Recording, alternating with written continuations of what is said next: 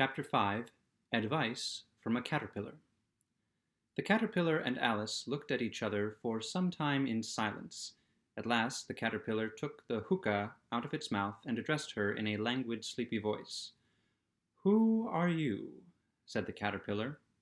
This was not an encouraging opening for a conversation. Alice replied rather shyly, I hardly know, sir, just at present. At least I know who I was when I got up this morning, but I think I must have been changed several times since then." "What do you mean by that?" said the caterpillar, sternly. "Explain yourself." "I can't explain myself, I'm afraid, sir," said Alice, "because I'm not myself, you see." "I don't see," said the caterpillar. "I'm afraid I can't put it more clearly," Alice replied very politely, "for I can't understand it myself, to begin with, and being so many different sizes in a day is very confusing." "It isn't," said the caterpillar. "Well, perhaps you haven't found it so yet," said Alice, "but when you have to turn into a chrysalis, you will some day, you know. Then, after that, into a butterfly, I should think you'll feel it a little queer, won't you?" "Not a bit," said the caterpillar. "Well, perhaps your feelings may be different," said Alice. "All I know is, it would feel very queer to me." "You?" said the caterpillar contemptuously. "Who are you?" Which brought them back again to the beginning of this conversation. Alice felt a little irritated at the caterpillar's making such very short remarks, and she drew herself up and said very gravely, "I think you ought to tell me who you are first." "Why?" said the caterpillar. Here was another puzzling question, and as Alice could not think of any good reason, and the caterpillar seemed to be in a very unpleasant state of mind, she turned away. "Come back," the caterpillar called after her. "I've something important to say." This sounded promising, certainly. Alice turned and came back again. "Keep your temper," said the caterpillar. "Is that all?" said Alice, swallowing down her anger as well as she could. "No," said the caterpillar. Alice thought she might as well wait, as she had nothing else to do, and perhaps after all it might tell her something worth hearing. For some minutes it puffed away without speaking, but at last it unfolded its arms, took the hookah out of its mouth again, and said, "So, you think you're changed, do you?" "I'm afraid I am, sir," said Alice. "I can't remember things as I used, and I don't keep the same size for 10 minutes together." "Can't remember what things?" said the caterpillar. "Well, I've tried to say, how doth the little busy bee, but it all came different," Alice replied in a very melancholy voice. "Repeat, 'You are old, Father William,'" said the caterpillar. Alice folded her hands and began. "You are old, Father William," the young man said, "and your hair has become very white. And yet you incessantly stand on your head. Do you think at your age it is right?" "In my youth," Father William replied to his son, "I feared it might injure the brain. But now that I am perfectly sure I have none, why, I do it again and again." "You are old," said the youth, "as I mentioned before, and have grown most uncommonly fat, yet you turned a back somersault in at the door. Pray, what is the reason of that?" "In my youth," said the sage, as he shook his grey locks, "I kept all my limbs very supple. By the use of this ointment, 1 shilling a box, allow me to sell you a couple." "You are old," said the youth, "and your jaws are too weak for anything tougher than suede. Yet you finished the goose with the bones and the beak. Pray, how did you manage to do it?"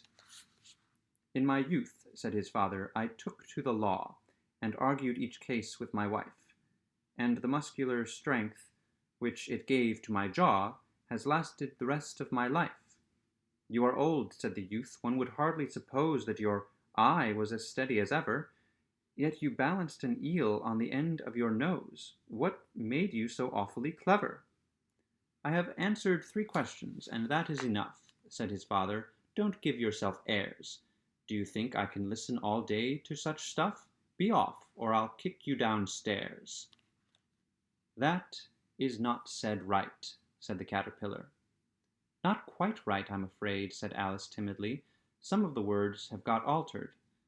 It is wrong from beginning to end, said the caterpillar decidedly, and there was silence for some minutes. The caterpillar was the first to speak. What size do you want to be? It asked. Oh, I'm not particular as to size, Alice hastily replied. Only one doesn't like changing so often, you know. I don't know, said the caterpillar. Alice said nothing. She had never been so much contradicted in all her life before, and she felt that she was losing her temper. Are you content now? Said the caterpillar. Well, I should like to be a little larger, sir, if you wouldn't mind, said Alice. 3 inches is such a wretched height to be. It is a very good height indeed, said the caterpillar angrily, rearing itself upright as it spoke. It was exactly 3 inches high. But I'm not used to it, pleaded poor Alice in a piteous tone, and she thought to herself, I wish the creatures wouldn't be so easily offended. You'll get used to it in time, said the caterpillar, and it put the hookah into its mouth and began smoking again. This time Alice waited patiently until it chose to speak again.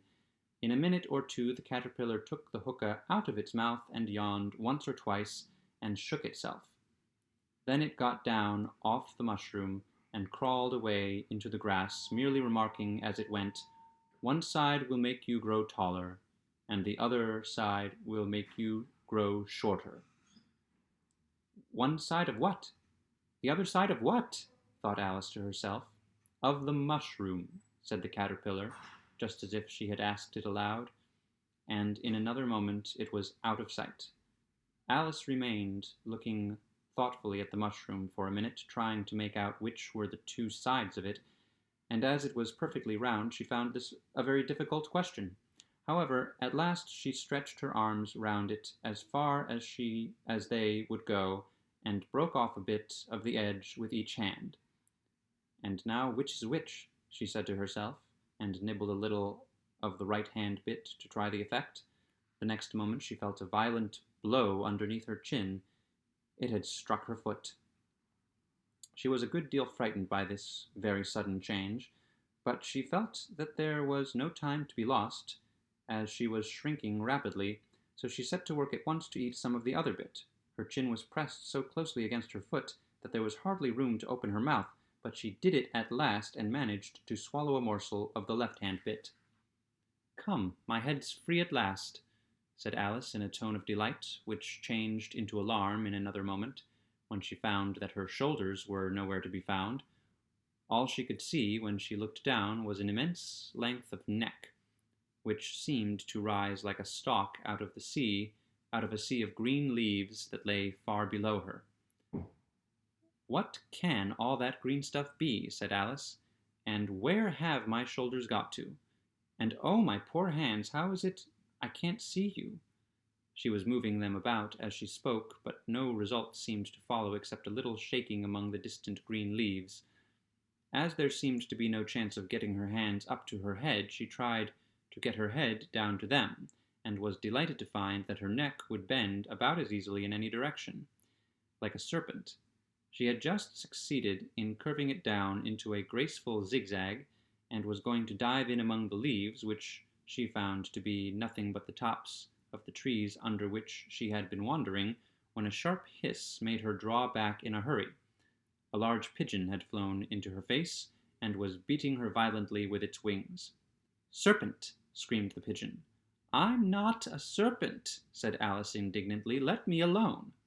Serpent, I say again, repeated the pigeon, but in a more subdued tone, and added with a kind of sob, I've tried every way, but nothing seems to suit them. I haven't the least idea what you're talking about, said Alice. I've tried the roots of trees, and I've tried banks, and I've tried hedges, the pigeon went on without attending to her, but those serpents, there's no pleasing them. Alice was more and more puzzled, but she thought there was no use in saying anything more till the pigeon had finished. As if it wasn't trouble enough hatching the eggs, said the pigeon, but I must be on the lookout for serpents night and day. Why, I haven't had a wink of sleep these 3 weeks. I'm very sorry you've been annoyed, said Alice, who was beginning to see its meaning. And just as I'd taken the highest tree in the world, in the wood, continued the pigeon, raising its voice to a shriek, and just as I was thinking I should be free of them at last, they must needs come wriggling down from the sky. Ugh, serpent! But I'm not a serpent, I tell you, said Alice. Well, what are you? Said the pigeon. I can see you're trying to invent something. I'm a little girl, said Alice, rather doubtfully, as she remembered the number of changes she had gone through that day. A likely story indeed, said the pigeon, in a tone of the deepest contempt. I've seen a good many little girls in my time, but never one with such a neck as that. No, now, you're a serpent, and there's no use denying it. I suppose you'll be telling me next that you never tasted an egg. I have tasted eggs, certainly, said Alice, who was a very truthful child, but little girls eat eggs quite as much as serpents do, you know. I don't believe it, said the pigeon, but if they do, why, then they're a kind of serpent. That's all I can say. This was such a new idea to Alice that she was quite silent for a minute or two, which gave the pigeon the opportunity of adding, You're looking for eggs. I know that well enough. And what does it matter to me whether you're a little girl or a serpent? It matters a good deal to me, said Alice hastily, but I'm not looking for eggs, as it happens, and if I was, I shouldn't want yours. I don't like them raw.